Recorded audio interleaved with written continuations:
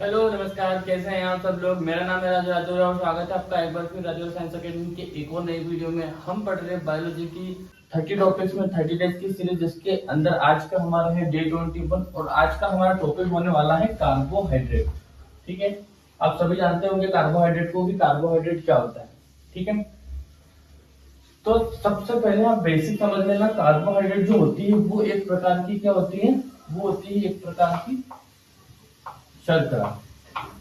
क्या होती है, एक प्रकार की शर्करा होती है, जिसको हम बोलते हैं शुगर।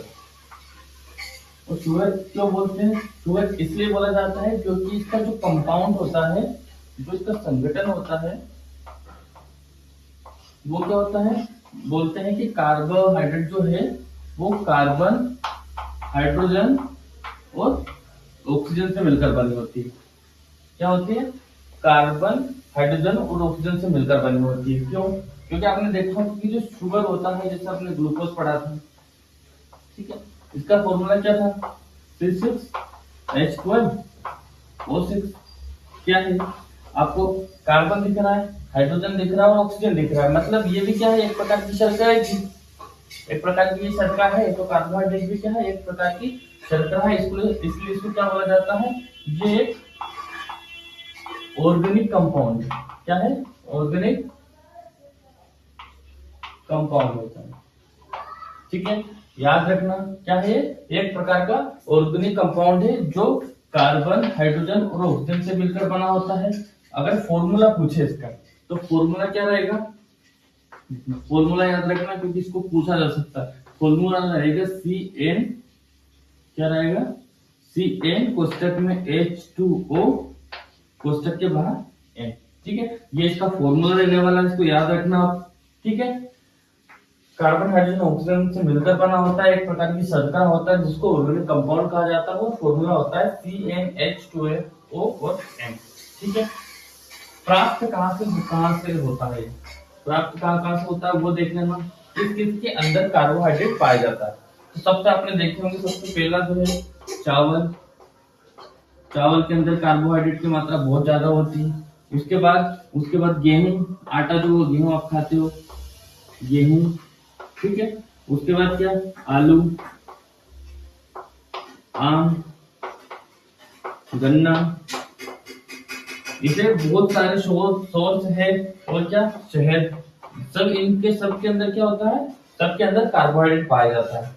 ठीक है, इसके अलावा क्या पूछेंगे एग्जाम में आपसे, इसके अलावा जो सबसे इंपॉर्टेंट चीज पूछी जाती है वो है प्रकार। क्या पूछे जाते हैं, कार्बोहाइड्रेट के प्रकार। इससे हर बार क्वेश्चन एग्जाम में आते हैं, तो प्रकार को याद रखना कि कार्बोहाइड्रेट कितने प्रकार का होता है। कार्बोहाइड्रेट टोटल 3 प्रकार का होता है। कितने प्रकार का होता है, 3 प्रकार का होता है। कौन कौन सा, एक होता है मोनोसेकेराइड्स। दूसरा जो होता है उसको बोलते हैं डाइसेकेराइड्स। और थर्ड जो होता है उसको बोलते हैं पॉलीसेकेराइड। क्या बोलते हैं, पॉलीसेकेराइड। ठीक है, मोनोसेकेराइड्स क्या होते हैं, इनको बोलते हैं सरल शर्करा। दूसरा जो होता है डाइसर्करा, इसको बोलते हैं द्विशर्करा। और पॉलीसेकेराइड को बोला जाता है बहु शर्करा। ठीक है, ये इनके हिंदी में नाम है, इनको साइंटिफिक लैंग्वेज में ऐसे बोला जाता है। इंग्लिश में मोनोसेकेराइड कहा जाता है, डाइसेकेराइड और पॉलीसेकेराइड। एक एक को डिटेल में पढ़ेंगे, बहुत इंपॉर्टेंट है। जो एग्जाम में हर बार क्वेश्चन जब आता है तो इन्हीं से डायरेक्ट क्वेश्चन आ जाता है कि मोनोसेकेराइड क्या होते हैं, डाइसेकेराइड्स क्या होते हैं और पॉलीसेकेराइड्स क्या होते हैं। ठीक है, देखना आगे। ठीक है, जो पहला प्रकार है वो है मोनोसेकेराइड। ठीक है, तो जो पहला प्रकार है वो है क्या, हमारा मोनोसेकेराइड। तो मोनोसेकेराइड किसे कहते हैं, तो सबसे पहले याद रखना, जो मोनोसेकेराइड है ये कार्बोहाइड्रेट की सबसे छोटी यूनिट है। क्या है, सबसे छोटी यूनिट होती है। क्यों, सबसे छोटी यूनिट क्यों कहा जाता है, सबसे छोटी यूनिट इसलिए कहा जाता है कि कार्बोहाइड्रेट को, जो मोनोसेकेराइड होता है, इसे और सरल भागों में विभाजित नहीं किया जा सकता। ठीक है, इसलिए सबसे छोटी यूनिट होती है, नहीं किया जा सकता। ठीक है, सबसे इससे सरल भागों में मोनोसेक्राइड से छोटा कार्बोहाइड्रेट का कोई भी अणु नहीं होता, इसलिए क्या कहा जाता है, कार्बोहाइड्रेट को, जो मोनोसेक्राइड होता है उसको कार्बोहाइड्रेट की सबसे छोटी यूनिट कहा जाता है। एग्जाम में क्वेश्चन आते हैं कि कार्बोहाइड्रेट की सबसे छोटी यूनिट क्या है, तो आपको तुरंत जवाब याद होना चाहिए कि कार्बोहाइड्रेट की सबसे जो छोटी यूनिट है वो होती है मोनोसेक्राइड। ठीक है, अब सबसे छोटी यूनिट है तो एग्जांपल देख लेते हैं इसके। देखना एग्जांपल कौन कौन से होंगे, एग्जांपल याद रखना। एग्जांपल होगा ग्लूकोज, फ्रक्टोज और गैलेक्टोज। ठीक है, ये एग्जांपल आपको याद रखना है। एग्जाम में सीधे क्वेश्चन आते हैं, ऑप्शन दे दिया ग्लूकोज, माल्टोज और सुक्रोज वगैरह, और पूछ लिया कि इनमें से मोनोसेक्राइड का उदाहरण है, तो आपको तुरंत याद होना चाहिए तीन चीजें हैं, ग्लूकोज, फ्रक्टोज और गैलेक्टोज। ये क्या होते हैं, ये मोनोसेक्राइड्स होते हैं। ठीक है, अब समझ में आपको कंपैरिजन में एग्जाम में कैसे समझ में आएगा चीजें, कंपैरिजन में आप देख लेना। मोनोसेक्राइड के बाद दूसरा जो प्रकार पढ़ा था हमने वो था डाइसेक्राइड।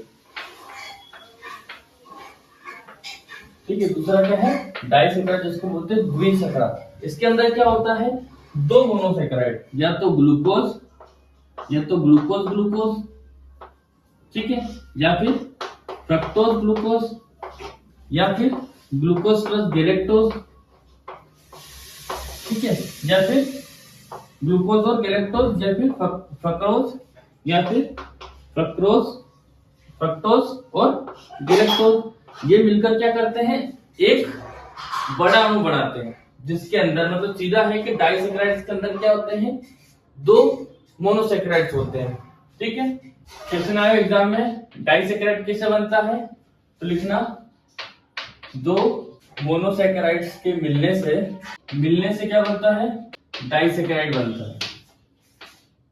क्या बनता है, डाइसेक्राइड बनता है। ठीक है, याद रहेगा कैसे, देखना, जब पहले दो ले लेते हैं ग्लूकोज और फ्रक्टोज। जब ग्लूकोज प्लस फ्रक्टोज मिलता है तो क्या बनता है, जब ग्लूकोज और फ्रक्टोज मिलता है तो क्या बनता है, सुक्रोज।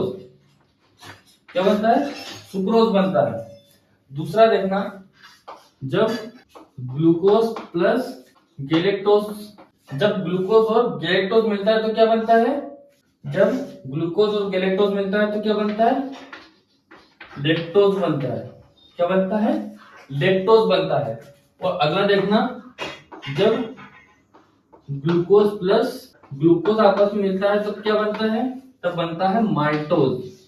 क्या बनता है, माल्टोज बनता है। ये कॉम्बिनेशन एग्जाम में बहुत बार पूछे गए हैं, इसलिए कॉम्बिनेशन को याद रखना बहुत ज्यादा इंपॉर्टेंट है। जब ग्लूकोज प्लस फ्रक्टोज मिलकर बनता है तो सुक्रोज। एग्जाम में क्वेश्चन कैसे आते हैं, पूछ लेते हैं कि जो सुक्रोज है ये मिलकर बना होता है, किन दो मोनोसेक्राइड से मिलकर सुक्रोज बना होता है, तो आपको याद होना चाहिए जब ग्लूकोज और फ्रक्टोज आपस में मिलते हैं तब बनता है सुक्रोज, और जब ग्लूकोज और गैलेक्टोज मिलता है तो लेक्टोज बनता है, और जब ग्लूकोज मिलता है तो माल्टोज बनता है। ठीक है, अब जो सबसे इंपॉर्टेंट चीज, यहां से एक और क्वेश्चन जो आते हैं, सुक्रोज को क्या कहते हैं, लेक्टोज को क्या कहते हैं, और माल्टोज को क्या कहते हैं, क्या कहते हैं अभी बताने वाला हूं। इसलिए वीडियो के साथ बने रहिए, चैनल को सब्सक्राइब जरूर कर लेना और अपने दोस्तों के साथ भी वीडियो को शेयर कर देना। अगला जो प्रकार है वो देखते हैं, उसके बाद मैं आपको बताऊंगा कि किसको क्या कहा जाता है। यहां तक समझ में आया, ठीक है, इसको मिटा देता हूं, आगे बढ़ते हैं। थर्ड प्रकार हमारा जो बचा हुआ है इसका वो देख लेते हैं। थर्ड जो प्रकार है उसका वो देख लेते हैं। थर्ड प्रकार क्या रहेगा इसका, पॉलीसेकेराइड।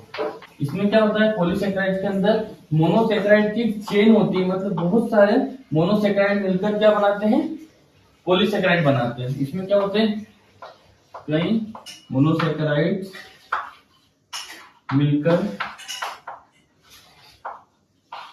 मिलकर पॉलीसेकेराइड बनाते हैं। ठीक है, क्या बनाते हैं, पॉलीसेकेराइड बनाते हैं। याद रखना, एग्जांपल देखना इसका, जैसे स्टार्च होता है, और क्या होता है, ग्लाइकोजन होता है, सेल्यूलोज, और क्या रहता है, काइटिन। ये सब क्या होता है, ये सब पॉलीसेकेराइड के एग्जांपल है। तो पॉलीसेकेराइड के एग्जांपल भी आपको याद रखना है।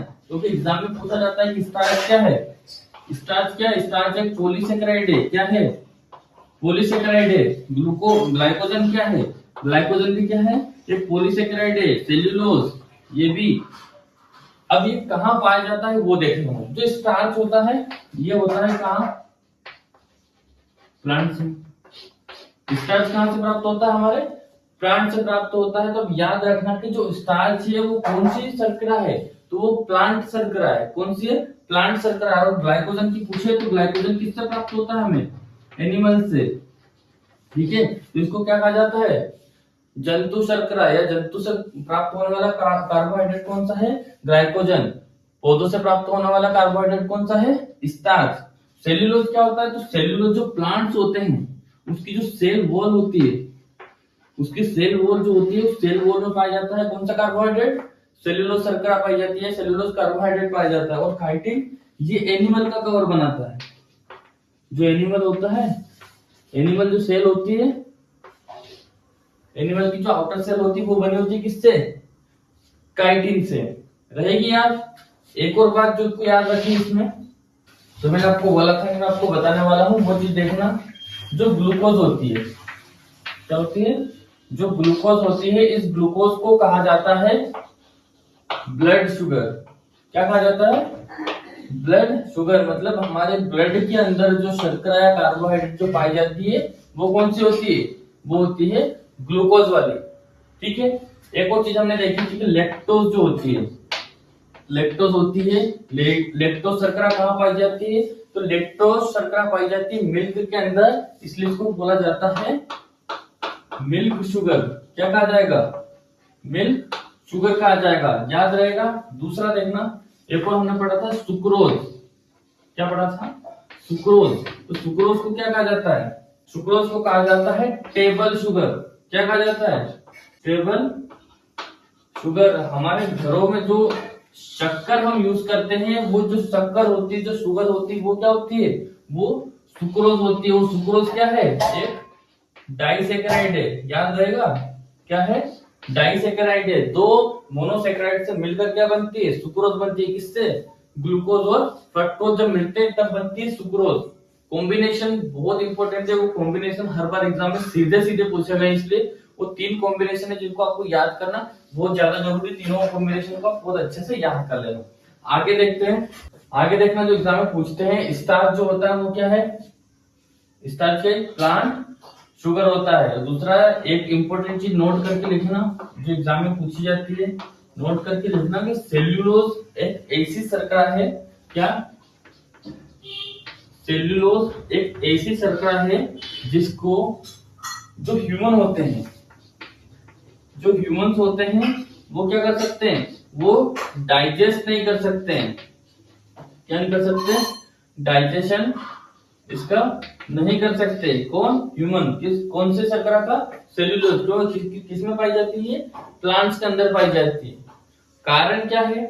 कारण यह है कि ह्यूमन जो होता है, ह्यूमन की जो इंटेस्टाइन्स होती है उनकी लेंथ जो होती है वो कम होती है कंपेयर टू एनिमल।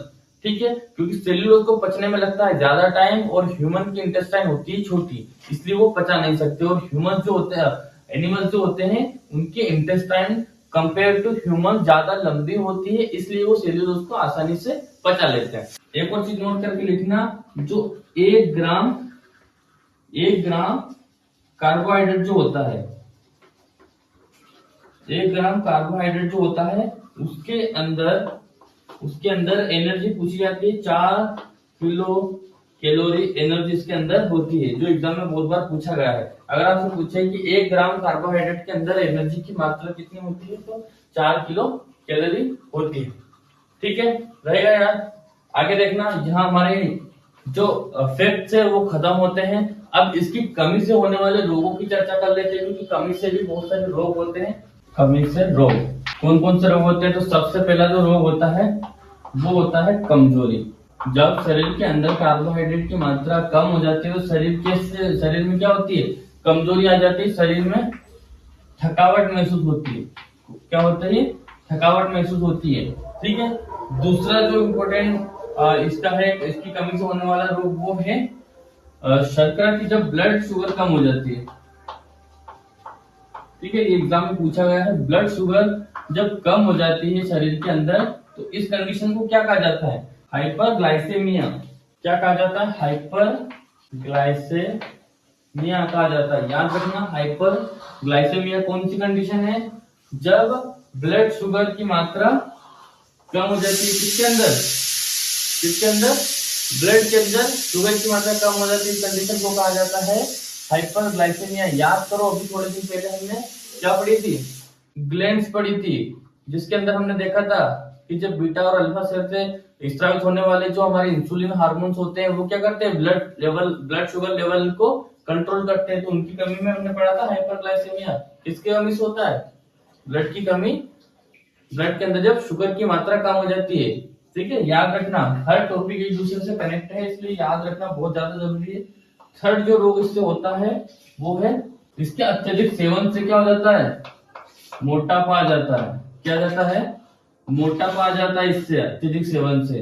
ठीक है, और क्या हो जाता है? एक और रोग किससे होता है, वो है डायबिटीज।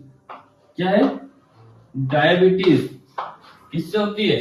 शुगर से होती है। अत्यधिक शुगर अब जब हम लेने लग जाते हैं तो हमें क्या हो जाती है? डायबिटीज हो जाती है। ये भी इसकी वजह से होता है। ठीक है, तो ये कुछ इंपॉर्टेंट रोग होते हैं जो एग्जाम में पूछे जाते हैं, ये भी लोग आप लोग याद कर लेना।